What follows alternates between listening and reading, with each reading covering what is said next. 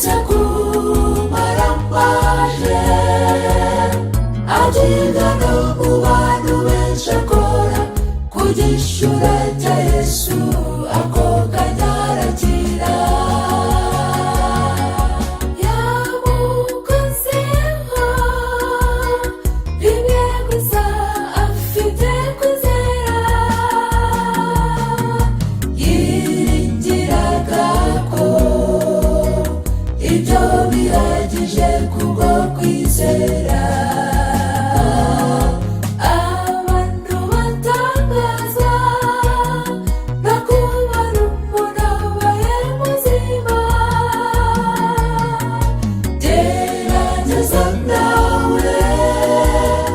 Ukore kuri Yesu urakira, uzabeho iteka ryose.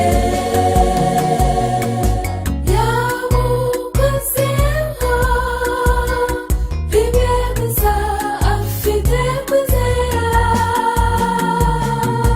yiringiraga ko ibyo bihagije kubwo kwizera.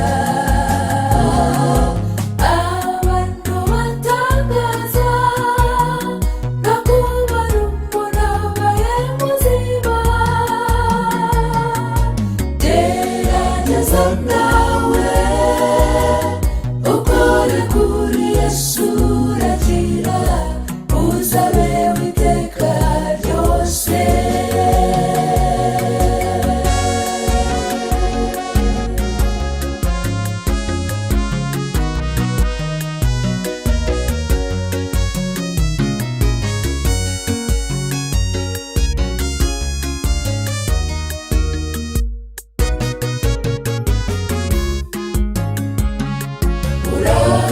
Kanya Yesu yumva ko hari imbaraga imuvuyemo, abaza abigishwa be ati nidukoze ho nabo bati abantu ni benshi barakubyiganiraho none ngo nidukoze wariko ntibari bagasobanukirwa n'icyo yashatse kuvuga. Yamukozeho rimwe gusa afite kwizera, yiringiraga ko ibyo bihagije kubwo kwizera.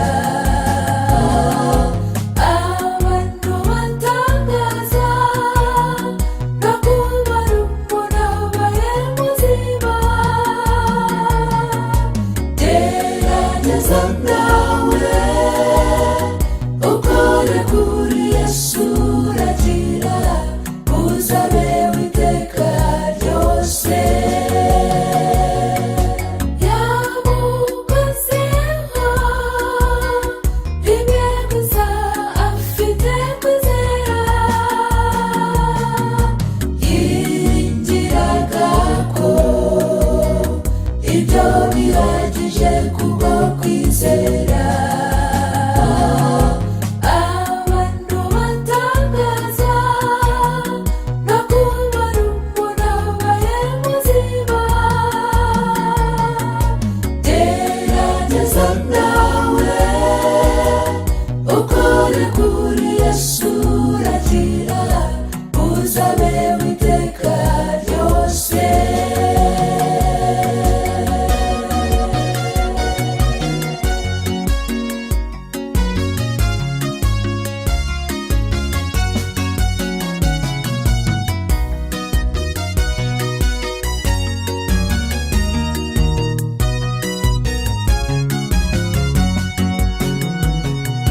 Maze wa mugore ahinda umushyitsi imbere ya Yesu, yikubita ku birenge bye ati ninjye ugukozeho, ndakwinginze mwami babarira ndashaka gukira. kwizera kwawe ni kwinshi kuragukijije rwose igendera amahoro yamukozeho rimwe gusa afite kwizera yiringiraga ko ibyo bihagije kubwo kwizera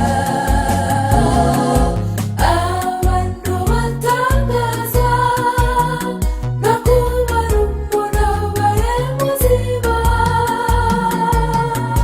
gerageza nawe ukore kuri Yesu uragira uzabe witeka ryose yamukozeho rimwe gusa afite kwizera yiringiraga ko ibyo bihagije kubwo kwizera